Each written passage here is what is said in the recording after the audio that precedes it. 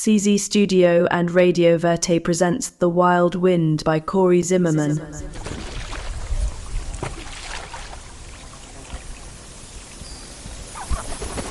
Chapter 8.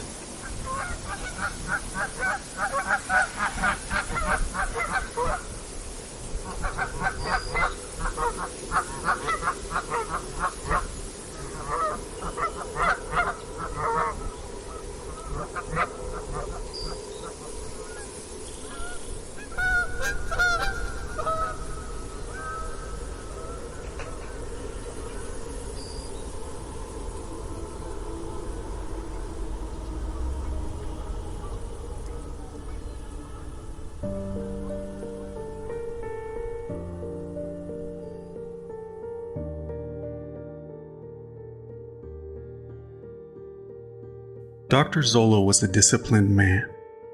He shaved close with a sharp razor, parted his hair neatly on the left, and continually polished his eyeglasses on his handkerchief. Each morning after buttoning his starched shirt and tying his tie the way his pa taught him, he made his way down to the dining room for breakfast, where a black man named Henry awaited with a rather large knife in his rather large hand. Henry was born a slave with auditory hallucinations. A mean-spirited voice followed Henry for the entirety of his life. "Go kill him, stab him, thinks you's a fool. No, you just butter the bread now," Henry would whisper back. "Go on, butter master's bread, or you can be a man and kill him." Henry was always a loner. He was always made fun of by the other children on the plantation. In Henry's own words, his case notes read, "Everywhere I go, over my shoulder, them most meanest words, for such a long time back. Anyhows, born in Jefferson County. My mom, my pa, far as I knows, them was born and bred in that same county. Pa just sold away from me when I was still a baby. Ma's job was to wash all the clothing for the white folks. There was 18 of us children. I can't remember their names, all but 2 of them now, Jim and Susanna. Jim and me was Ma's only sons. All the rest of them other 16 was gals. Us lived in cabins made of sticks and mud. Our old homemade beds didn't have no metal springs like they got now. We used stout cords for springs and old hay mattresses and pillows. So of course they scratched us little children most to death. I could still feel the old hay mattresses under me now. And under them old blankets they gave us now, every time I move at night, it sounds like the wind blowing through them old peach trees back in Georgia. And that scratching reminds me of them days of the old plantation. Grandma Anna was 115 years old when she died. She had done wore herself out in slavery time. Grandpa, he was sold off somewhere. Both of them was field hands. I don't remember much about how us children played back then, seeing how I was left alone most of the time. I sat under the peach trees, learned how to read and write. When them children played run in the ring, in the thicket, seeing how I was scared of old bloody bones. He used to scare me out my tatters. He done told me he was a killer. So I just sat there under them peach trees, hands over my ears. But old Bloody Bones, he was always finding me no matter where I head, telling me words over my shoulder. "Go on and kill him, boy." He was always saying, as long as I remember. But I always ignored him, telling myself, "Go on now, Henry. Butter the bread now. Butter the bread." As he sliced the buttered bread for Dr. Zola. Dr. Zola ate the buttered bread with eggs and bacon and read through the pages of the Grandview Journal with little concern for his own safety. He would take one last look in the mirror, running his hand over his mustache, along with his stern grimace, his curly white locks and bushy eyebrows growing every which way, which ensured he would stand out in any crowd as an odd and bountiful, yet rather disciplined man.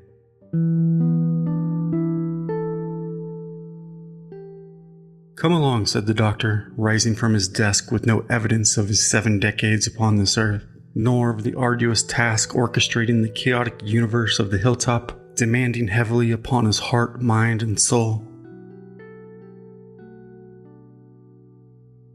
By the age of 15, Junior began to show an interest in Dr. Zola, following him around with his big ears like the roots of a thirsty tomato plant in August, soaking up every word. One day, I thought to approach Dr. Zola and ask him if he would consider tutoring Junior in exchange for any work he might need done. I knew he was an open-hearted man, though I felt burdensome knocking upon his office door with Junior at my side. Despite my fears, the doctor rejoiced at the proposition and insisted no payment or exchange of any kind, neither currency nor labor, was necessary. And Junior was equally surprised when the doctor slid his chair back with great enthusiasm and said, "Come along," as he stood to his feet. As the doctor grabbed his jacket off the rack, I nudged Junior, saying, "Go on, keep up," realizing the tutoring had already begun. Haste indeed, the first lesson of the day. It was a beautiful morning amongst harsh realities, mind-shattering madness, unavoidable truths, facts of life, and I made my way back to the farmhouse, and for an unknown reason, I thought of you, Sam, and I came to the startling realization, a fact like a stone skipping upon the surface of consciousness all those years. Sam, you too, had been a patient of the Hilltop. As I sat on the front steps, I grinned, knowing it was an excellent opportunity, given our humble circumstance. Junior having the chance to study under the doctor was nothing short of a prize, if not a miracle. I noticed the paint peeling off the post holding up the porch roof, and inside I found Mama rocking away in her chair, and I gathered all the old shoes in the house hollering, "Come on, Mama, let's have some iced tea and get some sunshine." And with an armful of old shoes, I dumped them in the burn barrel, got a can of kerosene from the barn, and struck a match. The flames burst into the sky with a plume of black smoke, quickly lured away by the wind. Mama sat on the porch with her glass of iced tea. It was a beautiful day, as Pa was off somewhere in the fields plucking caterpillars. Slowing his stride, the doctor walked side by side with Junior, as equals Junior felt, or so the doctor wanted him to, as they made their way for the Graveyard Elm. Sitting upon its roots, the doctor asked, "Surely, Richard, you are familiar with this place by now?" Junior was quite taken back being called by his birth name, awkward in his maturity. "I am, sir," trying to sound grown up. "Now do me a favor, will you? Sit with me here in the grass, close your eyes and quiet your mind, and do nothing but listen to the breeze blow through the leaves of the trees." Junior found his thoughts racing, and he squirmed about. A steady breeze picked up, and the leaves of the elm rustled. After some time, the doctor asked Junior, "Do you hear it, son?" "All I hear is the wind, sir." The breeze drifted from the west, rising and dipping with each bluff and ravine, catching speed over the open plains, before bearing down upon the leaves of cornstalks, flapping like a million flags all across Pa's field, the grass upon the great lawns of the hilltop waving like a head of hair, the breeze twisting and turning and braiding through the tombstones, and shivering the leaves of the elm like fine reeds, humming, whispering, and speaking in an almighty yet gentle tone, soft, elegant, meaningful, and intelligent. "Don't be afraid," said the doctor. "It's not what you believe it to be." Junior looked at the doctor with a wrinkled brow. "Is it the dead, sir?" Junior was startled by a whispering, and the hair rose on the back of his neck. "Your mother, she teaches you the words of Homer, am I right, son?" "Yes, sir, she does." "What do you feel in his words?" "I'm sorry, I'm a bit confused." "There is no reason to be sorry, son. Let us listen again." The two sat quietly as the breeze continued to blow through the elm in prolonged gusts divided by moments of silence. "I hear words. What are they saying, son?" "I'm not quite sure, but I hear them more clearly now." "Did you feel the words?" "I believe so." "What is it you felt, son? Is it the dead, doctor?" "What is it to be human, son?" Human? I'm not sure, sir." "To feel, son. Now feel, will you? And tell me what it is that you feel." A cat had caught Junior's tongue. "It's okay, son. Go on. Say whatever comes to mind." "I feel the wind on my cheek. I feel the damp earth below me. I feel the grass in my fingers. I feel alive. I feel afraid. I feel afraid to die. I'm afraid of my family dying. I worry my father is suffering. I feel many things, doctor." I feel human, son. You feel human. Now you know what normal is.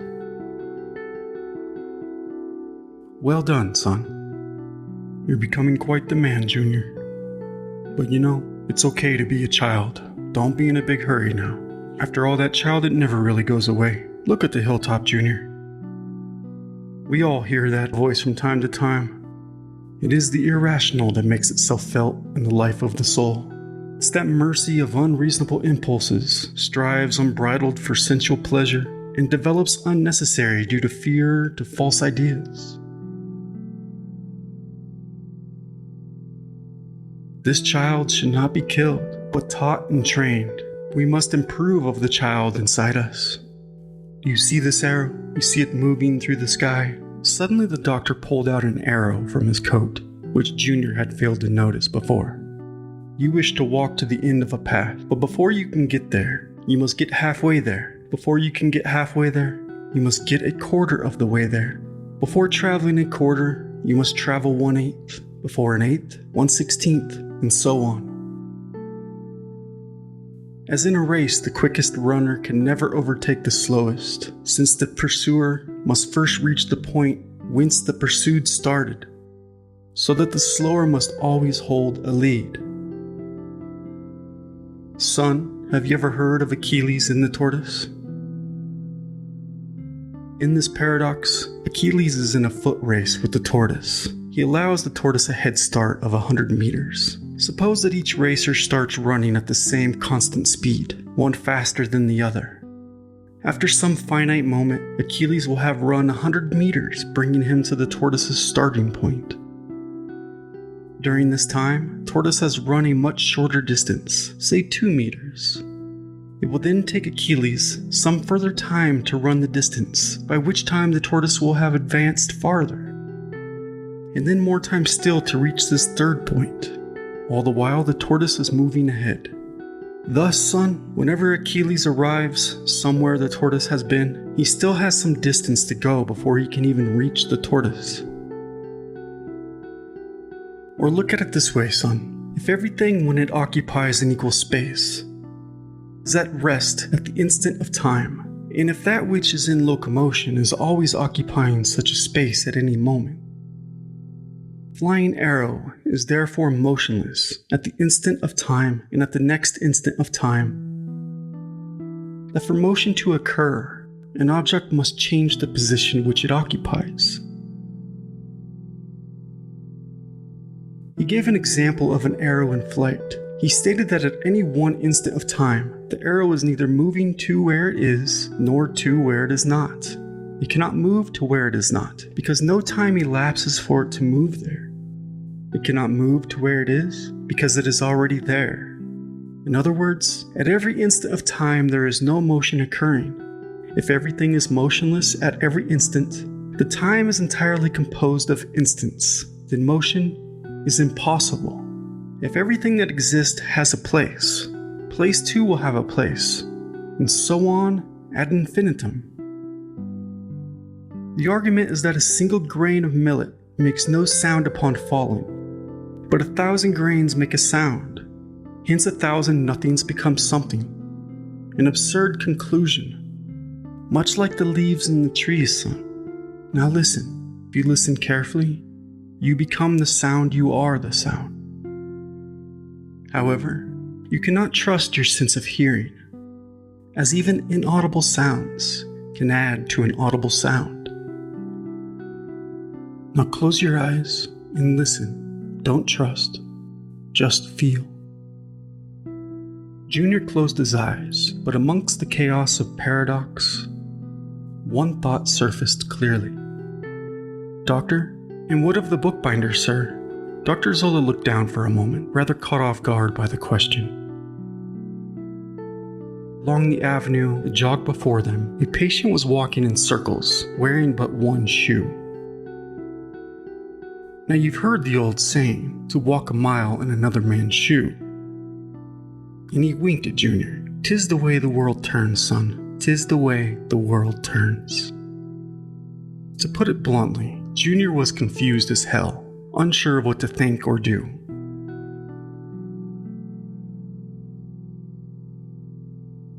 Same time tomorrow, Richard? Slapping Junior on the back before springing to his feet. We turned back only to ask, do you understand what you have derived from this lesson here today? Well, go on, said the doctor.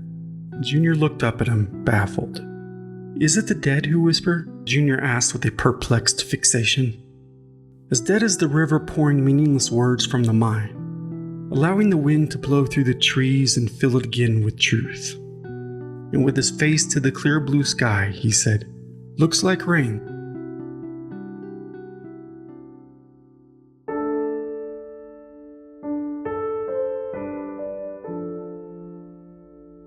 Hello, Father, said Junior, kneeling down beside the wheeled chair, cold purple hands grasped within his own. I have some news for you. Richie sat motionless as usual and silent. The glow from the window reflecting off the white film long fogged over his eyes. I've been admitted to the university, but don't you worry, Father. I promise to come visit every Saturday. Although Junior had never known his Paul to be anything other than an inanimated, pale, catatonic, Junior had always spoken to his Paul as though he were acutely aware and present. Junior had spent countless nights lying awake, imagining the idea that his Paul may be sitting there behind the bars of his own mind, able to hear yet not to respond, able to feel touch yet forbidden from reaching out, trapped in a realm of death yet fully alive. What a hellish and unbearable reality. All he ever knew of his Paul to be but a vegetable rolled about, spoon-fed and bathed, for no other reason than that his heart still gasped and spat blood through his arteries. Does he suffer? Does he feel the chill in his purple fingers and toes? Junior would ask himself through the night. He had walked in his Paul's shoes nightly and visited him daily. Would sit in his wheeled chair when the nurses had him sprawled out upon the sterile white sheets of his bed. Junior would wheel around in circles talking to his Paul, always keeping him up to date on any progress made with his studies, in his tutorship under Dr. Zola. Junior was a bright and polite young man, all that his Paul could have desired. And Dr. Zola believed Junior's future would be exceptionally bright. The doctor brought Junior along on his rounds, and Dr. Zola once stopped before a particular woman, prematurely aged and wholly demented, and said, "Now here is a wholly disoriented woman, yet it is possible that the tragedy of her life very well might extend to a family of distinction. Fortunately or unfortunately for them, her identity is today obscured, and even the name she bears may be fictitious.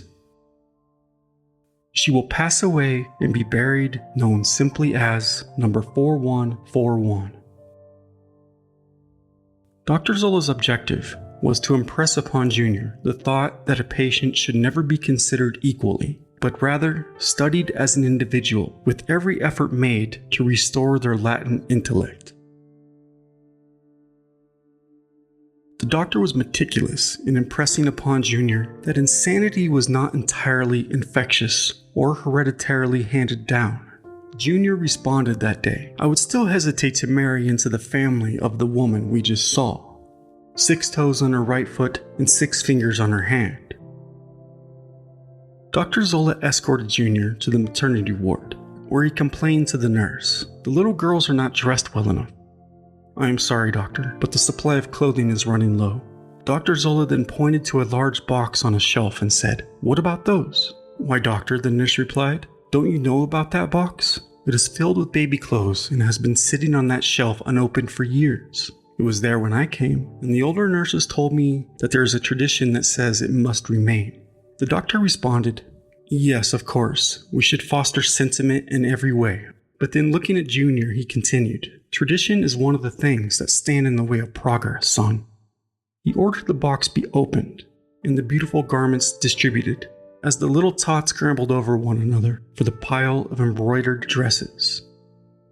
Junior always had much to tell his pa about Dr. Zola. He was fascinated by him, but mostly, Junior hoped that his pa felt a sense of pride for him, somewhere within his living entombment. Junior loved his pa, even though he had never placed a coin in his palm, nor a dime in his shoe. Richie was never able to teach his boy the consequence of poking a beehive or a hornet's nest with a stick. Father and son never splashed through the creek together, catching frogs and crawdads, nor stumbled upon a ripe blackberry bush. Richie had never wiped his boy's blue loops clean with his handkerchief.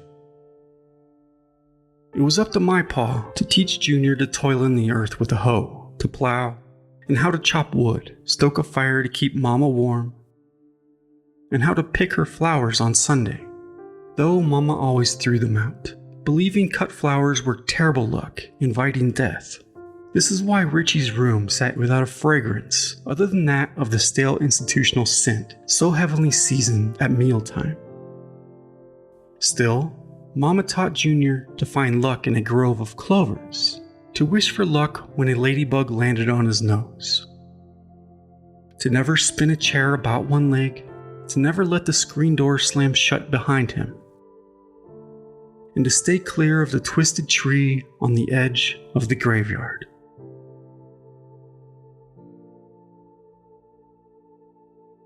And Pa, he taught Junior how to whittle a stick, how to keep a blade sharpened, and he said, "Seeing how you killed the first rabbit you saw on your first hunt, we damn sure gonna have a good season." Pa cut off the rabbit's foot and told him to always carry it for luck while hunting, and to never load his rifle before reaching the thicket, how to walk silently through the limbs encrusted in ice, briars which grasped at his wool coat, how to lay in wait for a monstrous buck to eventually come thrashing through the thicket, steam rising from its wet nose, a life force of supreme power. And with Junior's toes as numb as death, he sat silent as Pa had taught him, as two doe tiptoed timidly along the creek bed below, water trickling through the delicate crust of ice, like an ethereal liquid snake, slithering and bubbling, as the doe paused with fear in their wide, jet-black eyes, which called out to Junior, "Death is amongst us." Junior had lifted his rifle quietly, took a deep breath and exhaled, and easily pulled the trigger as Pa had taught him. And with a bang that echoed through the ravine and sent the doe scurrying, a buck thundered a dozen steps through the thicket, shredding the icy limbs from their trees, before it came crashing down to the frozen earth. Pa showed Junior how to plunge a knife into its warm white belly, spilling its steaming guts to the ground for the hungry coyotes to nourish. Junior helped Pa drag the buck back home with a rope, tying its legs spread wide by the hooves from a broad branch of the old oak tree out back. They sawed off its antlers, which sliced its brain in two, and they tore the hide from ass to nose, and Junior learned the sound of flesh being torn from muscle and the fresh scent of death. Junior took the opportunity to examine the muscles and tendons, blotches of deep purple, white, and pink, the blood having entirely drained from its arteries. Pa taught him to quickly butcher it before it froze in the winter breeze, and Junior couldn't help but notice across the sheet of white frozen sterility, as pure as heaven might be, a streak of red, and beyond the artifact of their own wavering footprints circling amongst the clouds, buzzards looming above the thicket. He thought of the group of doe now alone, and his heart ached in sorrow. I'm not sure where Junior learned to talk to a lady, but somehow he figured it all out on his own. He would charm Mama's socks off, making her laugh and laugh. Seeing Mama happy was wonderful, and no one could curl the crow's feet in the corner of her eyes upward the way Junior had. I knew Richie without a doubt would be proud of his son, the man he had become, his heart pure, his generous nature, his smarts, his clean tongue, even seen him smash his thumb under a head of a hammer, all I ever heard him mutter was, "Holy crow." Junior squeezed the purple hands in his own, warming them, trying to peer through the white film and the long stare beyond the blank slate. His paw had done nothing for him, but it was enough nonetheless for his hands to be lying upon the scratchy wool blanket folded over his lap. And Junior told him, "I love you, Father." While away at university, Junior kept his promise and came to visit every Saturday. And on one of those days, an inch inclined me to ask him if he had happened to lay his coat upon a strange lady's bed. "There's nothing strange about her," said Junior. And I was, to say the least, embarrassed when he invited the lovely lady in from the other room. "This is Mary, Ma," he said with a wide, crooked grin on his face, shyly peering down at his feet. I hoped for Junior a winter wedding, like the one I used to dream of. But he insisted upon his simple ceremony at the courthouse. A few nights later, I pointed to the star in the sky, and Mama rocked the night away in her chair, and I remember thinking it might catch fire to the rug as she rattled on. "Monday's child is fair of face, Tuesday's child is full of grace, Wednesday's child is full of woe, Thursday's child has far to go, Friday's child is loving and giving, Saturday's child works hard for a living, and the child that is born on the Sabbath, anyhow." The child was born on a Friday, a boy, named after Mary's pa, William. Quite to Mama's dismay, I might add, as she had chosen Carolina for a girl, and Thomas after her own pa. Nonetheless, at first sight of William, Mama forgot all about her frustrations and said, "He's got pa's big ears, as big as a cob, and look at those hands." As the placenta birthed and the nurse cut William's cord, Mama asked, "How many knots it got?" The nurse responded with the most peculiar face as she tossed it in the trash bin. "Let me feel his weight," said Mama, and I was quick to remind her, "Now, Mama, you know Mary must be the first to hold him." And little William cried and cried. "A good sign," said Mama. Mama's eyes lit up every time she heard a car coming down the road, goose pimples running down her arms every time a biscuit dropped to the floor. And if she looked out the curtain to see no one about, she sat back down with a sigh. She would rock away for hours, waiting for the slightest reason to jump to her feet, to slice cheese, bread and ham, to gather fruit in a basket, and brew up a batch of lemonade for a picnic under the old oak tree. William would roll about on a blanket in the grass, ladybugs landing on his tiny nose. "Make a wish," Mama would say to his sweet giggles. Mama rocked William away by the fireplace until moonrise. And when Mary came to bundle William up, Mama would beg not to go so soon. "Father, I want you to meet someone," little William held tightly in his arms. In the last room to the left, at the very end of the long hall in Ward E.